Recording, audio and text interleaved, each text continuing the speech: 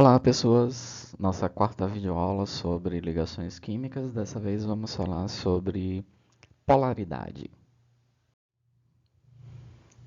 Observem essa ilustração. Duas gotinhas de óleo estão convidando, ou melhor, duas gotinhas de água estão convidando a gotinha de óleo para um passeio, um rolê. E ela diz: eu não posso me misturar com vocês. Uma das gotinhas de água fica bastante chateada e diz: hidrofóbico. Ou seja, você tem aversão à água, não quer se misturar com a gente. A gente sabe que óleo e água não se misturam. Mas por que que eles não se misturam? A gente costuma dizer que eles não têm afinidade química. Mas por que que não existe essa afinidade química? O que a gente vai estudar a partir de agora. A gente vai começar a entender melhor isso. Então, a gente vai ver agora ligações covalentes polares, depois a gente vai entender a ligação covalente apolar. Nesse caso, a gente tem uma ligação estabelecida entre o hidrogênio e o cloro. O cloro é mais eletronegativo que o hidrogênio, portanto, o par de elétrons da ligação é atraído por ele, criando-se nesse extremo, lado direito da figura, vocês podem observar, uma maior densidade eletrônica. Assim surgem dois polos distintos, o cloro, com tendência a ser negativo, e o hidrogênio, com tendência a ser positivo.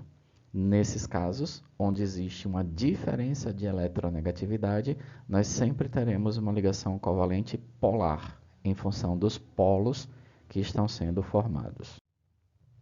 A ligação covalente apolar, por exemplo, estabelecida entre dois átomos de hidrogênio na molécula do gás hidrogênio. Então, nesse caso, como os dois átomos que se ligam pertencem ao mesmo elemento, a eletronegatividade de ambos é a mesma. Assim, o par de elétrons da ligação não sofrerá qualquer deslocamento, ou seja, não será mais atraído por um átomo do que pelo outro. Consequentemente, não haverá formação de polos da molécula. Seguindo, a polaridade das moléculas está relacionada à polaridade das ligações. A gente vai ver uma pequena diferença daqui a pouco. Mas, o caráter iônico é diferente do caráter covalente. Quanto maior for a diferença de eletronegatividade, maior vai ser o caráter iônico dessa ligação. Então, se a diferença ela for maior que 1,6, nós dizemos que a ligação ela será acentuadamente iônica. Veja esse exemplo. O NaCl é um composto iônico. A eletronegatividade do sódio é 0,9 e a eletronegatividade do cloro é 3. Então, existe uma grande diferença de eletronegatividade entre eles. 3 menos 0,9 é igual a 2,1. Ou seja, é uma ligação acentuadamente iônica, maior do que 1,6, maior ou igual a 1,6.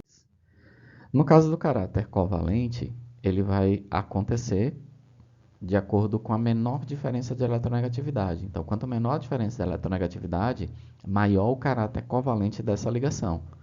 Então, se essa diferença for menor ou igual a 1,6, no outro caso eu acabei maior que 1,6 somente, então, se for menor ou igual a 1,6, a ligação será acentuadamente covalente.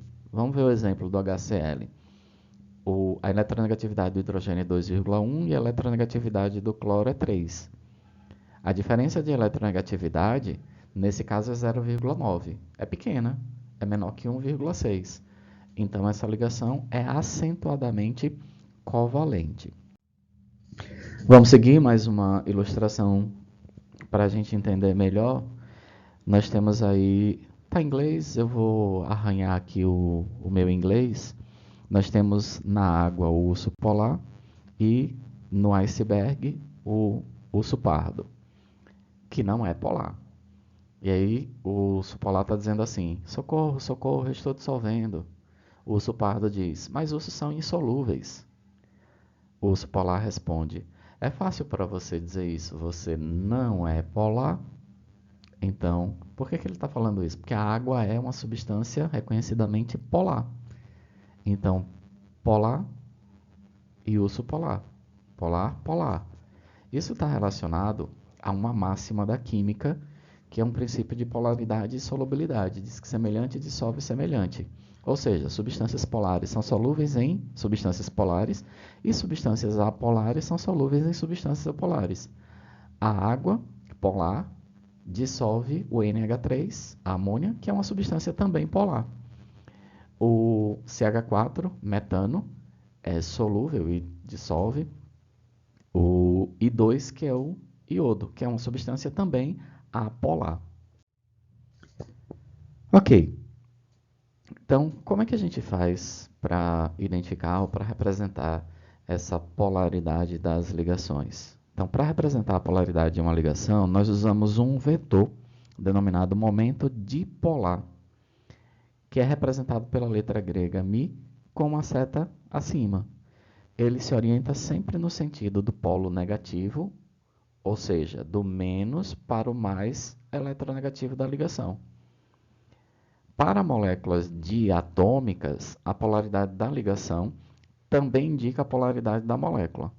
E no caso de moléculas com mais de 2 átomos, para saber sua polaridade, devemos conhecer a geometria molecular, que foi estudado na videoaula anterior. Se por acaso ficou alguma dúvida, volta lá, assiste novamente e depois vem para cá.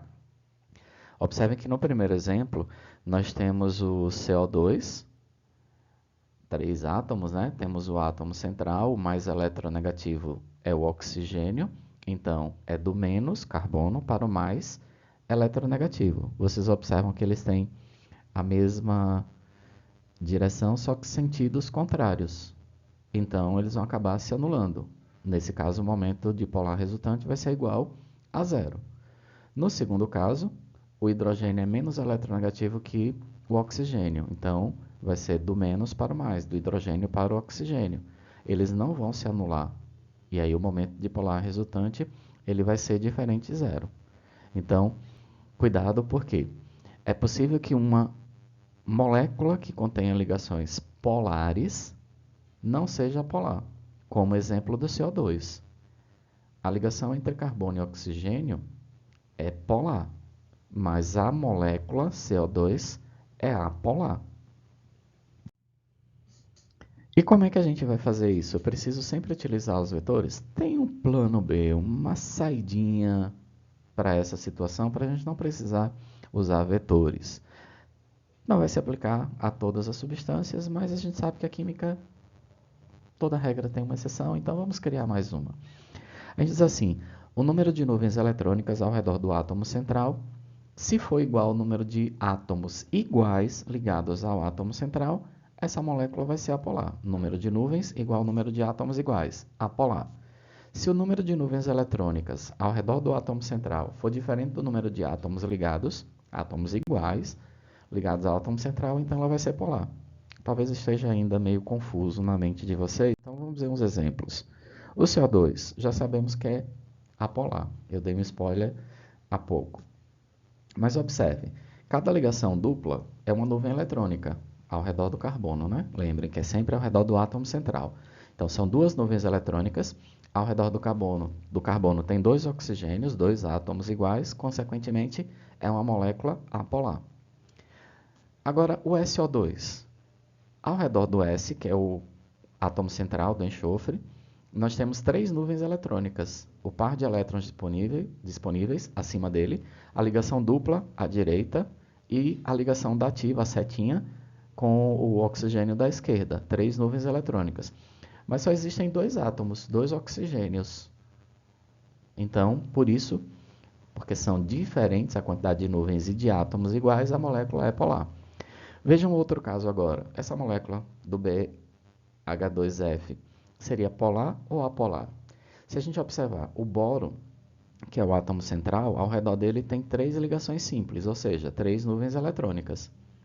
E ao redor dele tem 3 átomos, só que esses 3 átomos não são todos iguais, tem 2 hidrogênios e um flúor. É justamente por isso que essa molécula é polar. Se fossem 3 hidrogênios, ela seria apolar. Quase finalizamos essa aula. Eu quero trazer mais uma reflexãozinha, vocês já estão acostumados com isso. Eu sei que vocês contam com ela, ficam ansiosos para ouvir, Mas fiquem ansiosos não, vai ter. Ela diz assim: o futuro está em suas mãos, assim como o presente. Tão importante quanto se planejar em longo prazo é entender que suas atitudes atuais serão cruciais para seus resultados futuramente. Então, para que viver com tanta ansiedade? Essa obsessão pelo futuro que muitos de nós temos só nos afasta de um dia vivermos aquilo que sempre sonhamos. Estaremos tão distraídos pensando em como queremos estar daqui a alguns anos que não nos recordaremos da etapa-chave para essa conquista, ou seja, a ação. Então, corra atrás, coloque seu objetivo em um pódio e trace a sua rota até ele com calma, sem colocar tanta pressão em si mesmo. Tudo acontece no tempo certo, mas é preciso correr atrás. Faça a sua parte. Deus te abençoe.